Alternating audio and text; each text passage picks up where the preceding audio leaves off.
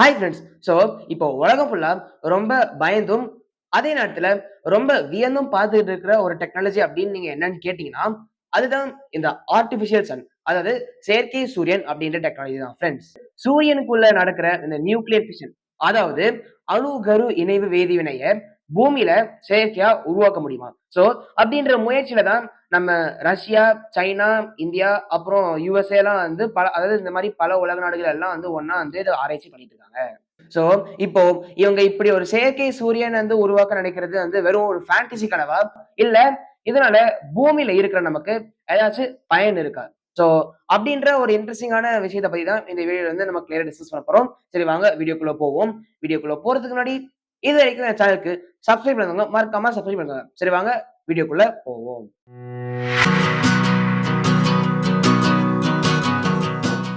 நம்ம சாதாரணமா சூரியனை மேல பார்த்தா, அது ஒரு பெரிய நெருப்பு பந்து மாதிரி தான் தெரியும். ஆனா, உண்மை என்னன்னா, சூரியன் எரிஞ்சுகிட்டு இருக்கிறது ஃபயரால இல்ல. அதுக்குள்ள பல 100 வருஷமா தொடர்ந்து நடந்துகிட்டு இருக்கிற இந்த நியூக்ளியர் ஃபியூஷன் அப்படின்ற அணுகரு இணைவு வேதிவினையால தான் அந்த அளவுக்கு எனர்ஜி ரிலீஸ் ஆகிட்டு இருக்கு. இன்னும் குறிப்பா சொல்லணும்னா, சூரியனுக்குள்ள இருக்கிற ஹைட்ரஜன் அணுக்கள் தான் ஒண்ணோட ஒண்ணு சேர்ந்து ஹீலியம் அப்படின்ற தனிமமா மாறும்போது, இப்படி அளவுக்கு அதிகமான எனர்ஜி வெளியேறும். அந்த எனர்ஜி தான் நமக்கு வெளிச்சமா, வெப்பமா கிடைக்குது.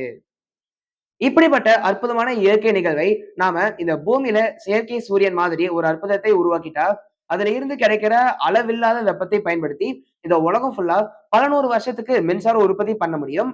அதுவும் இந்த செயற்கை சூரியன் மூலம் உற்பத்தி பண்ற மின்சாரத்தால இயற்கைக்கு எந்த விதமான தீங்கும் இல்லை அப்படின்றது தான் விஞ்ஞானிகளோட ஐடியா. இந்த ஒரு விஷயத்துக்காக உலக நாடுகள் எல்லாம் இப்போ இந்த செயற்கை சூரியனை உருவாக்குற திட்டத்துல ரொம்ப தீவிரமா இருக்காங்க. ஆனா, இங்க தான் இந்த ஃபியூஷன் டெக்னாலஜில இருக்கிற பிக்கஸ்ட் சயின்ஸ் ஆரம்பிக்குது ஃபிரெண்ட்ஸ். பொதுவா ஹைட்ரஜன் ஆட்டம்ஸ்க்கு பாசிட்டிவ் சார்ஜ் தான் இருக்கும். அதனால 2 ஹைட்ரஜன் அணுக்களையும் ஒண்ணுக்கு ஒண்ணு பக்கத்துல வைக்கும்போது 2ம் ஒண்ணு சேராம பிரிஞ்சு தான் போகும். ஏன்னா, சேம் சார்ஜ்ல இருக்கிற அணுக்கள் எப்போதும் ஒன்றை ஒன்று ரிப்பெல் பண்ணும். அதுதான் இயற்கை, அதுதான் சயின்ஸ். அதனால தான் சயின்டிஸ்ட் இந்த ஹைட்ரஜன் ஆட்டம்ஸை ரொம்ப வேகமா ஒண்ணோடு ஒண்ணு மோத வைக்க சுமார் 15 கோடி டிகிரி செல்சியஸ் அளவுக்கு வெப்பத்தை கொடுத்து தான் இந்த அணுக்கரு இணைவு வேதிவினையை ஆரம்பிக்க முடியும்.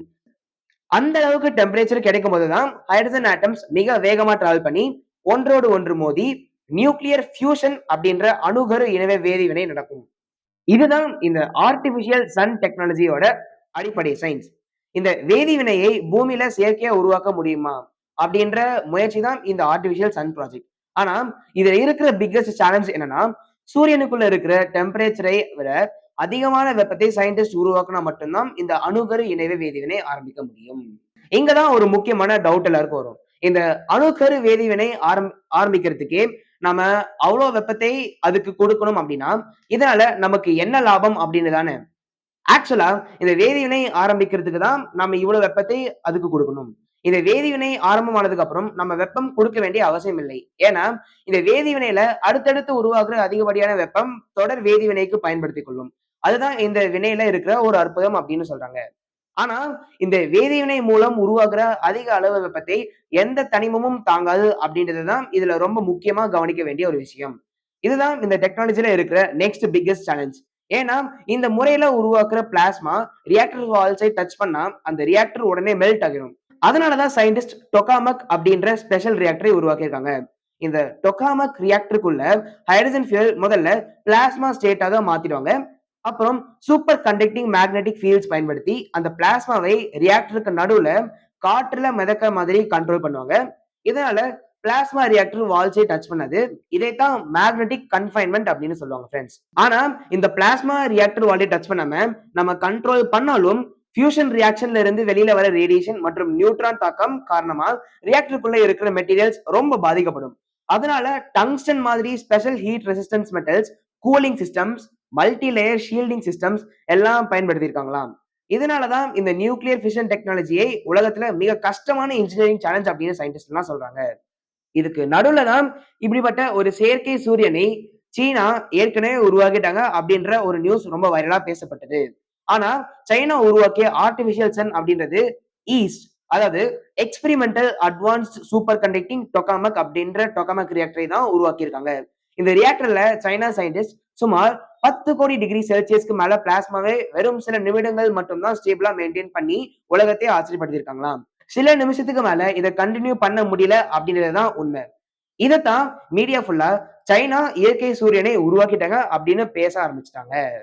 ஆனா உண்மை என்னன்னா, இன்னைக்கு வரைக்கும் எந்த நாடுமே செயற்கை சூரியன் அப்படின்ற நியூக்ளியர் ஃபியூஷன்ல இருந்து பொதுமக்கள் பயன்படுத்துற மாதிரி கண்டினியூஸ் ஹீட் ப்ரொடியூஸ் பண்ணி அதுல இருந்து எலக்ட்ரிசிட்டி ஜெனரேட் பண்ணல அப்படின்றதுதான். எல்லா நாடுகளும் இன்னும் ரிசர்ச் ஸ்டேஜ்ல தான் இருக்காங்க. அதாவது ஃபியூஷன் ரியாக்ஷனை சில நிமிடங்கள் ஸ்டேபிளா மெயின்டைன் பண்றதுதான் இப்போதைக்கு ஒரு பெரிய அச்சீவ்மெண்ட். ஆனா அதுக்கு நாம செலவு செய்யற எனர்ஜியை விட அதிக எனர்ஜி ஜெனரேட் பண்றது இன்னும் சயின்டிஸ்ட்க்கு பெரிய சேலஞ்சா தான் இருக்கு. இதுல இன்னொரு முக்கியமான விஷயம் என்னன்னா, இந்த ஆர்டிபிஷியல் சன் ப்ராஜெக்ட்ல இந்தியாவுக்கு மிகப்பெரிய பங்கு இருக்கு அப்படின்றதுதான். பிரான்ஸ்ல கட்டமைக்கப்பட்டு வர உலகின் மிகப்பெரிய ஃபியூஷன் ப்ராஜெக்டான ஐட்டர், அதாவது international thermonuclear experimental reactor ப்ராஜெக்ட்ல இந்தியா முக்கிய உறுப்பினராக இருக்கு. இந்த ஐட்டர் ரியாக்டருக்கான பல முக்கியமான காம்பனன்ட்ஸை நம்ம இந்தியன் சயின்டிஸ்ட் மற்றும் இன்ஜினியர்ஸ் தான் உருவாக்கி கொடுத்திருக்காங்களாம். அது மட்டும் இல்லாம நம்ம இந்தியா SST-1 டொகாமக், அதாவது ஸ்டெடி ஸ்டேட் சூப்பர் கண்டக்டிங் டொகாமக் அப்படின்ற ஃபியூஷன் ரியாக்டரை சொந்தமா தனியா உருவாக்குற முறையில ஈடுபட்டு இருக்காங்க அப்படின்றது ரொம்ப பெருமையான விஷயம். இதுல ஹைலைட் என்னன்னா, எதிர்காலத்துல இந்த நியூக்ளியர் ஃபியூஷன் டெக்னாலஜி முழுமையா வெற்றி அடைஞ்சிச்சுன்னா உலகத்துல எலக்ட்ரிசிட்டி ஷார்டேஜ் என்பதே இருக்காது அப்படின்னு சயின்டிஸ்ட் எல்லாம் சொல்றாங்க. காரணம் என்னன்னா, ஃபியூஷன் ஃபியூல பயன்படுத்துற ஹைட்ரஜன் ஐசோடோப்ஸ் கடல் நீர்லயே மிக அதிகமா இருக்குது. அது மட்டும் இல்லாம கார்பன் பொல்யூஷன் இல்லை, ஃபாசில் ஃபியூவல் டிபெண்டன்சி குறையும், ரேடியோ ஆக்டிவ் வேஸ்ட் கூட ரொம்ப ரொம்ப குறைவா இருக்குமாம். சோ எப்படி பார்த்தாலும் ஃப்ரெண்ட்ஸ், மனிதர்கள் சூரியனின் சக்தியை பூமிக்குள்ள கொண்டு வர முயற்சி பண்ணிக்கிட்டு இருக்காங்க அப்படின்றதை இந்த நூற்றாண்டின் மிகப்பெரிய அறிவியல் புரட்சி அப்படின்னு சொல்லலாம். ஆனா இந்த ஆர்டிபிஷியல் சன் டெக்னாலஜி உலகத்தை காப்பாற்ற போகுதா, இல்ல இன்னும் பல ஆபத்துகளை உருவாக்க போகுதா அப்படின்றது ஃபியூச்சர் சயின்ஸ் தான் டிசைட் பண்ணும் ஃப்ரெண்ட்ஸ். சரி, ஓகே ஃப்ரெண்ட்ஸ். சோ இந்த மாதிரி நிறைய இன்ட்ரெஸ்டிங்கான ஃபேக்ட்ஸ் அண்ட் நியூஸ் என் சேனல்ல நான் கண்டினியூ போட்டுட்டே தான் இருக்கேன். சோ அத நான் தெரிஞ்சுக்கணும்.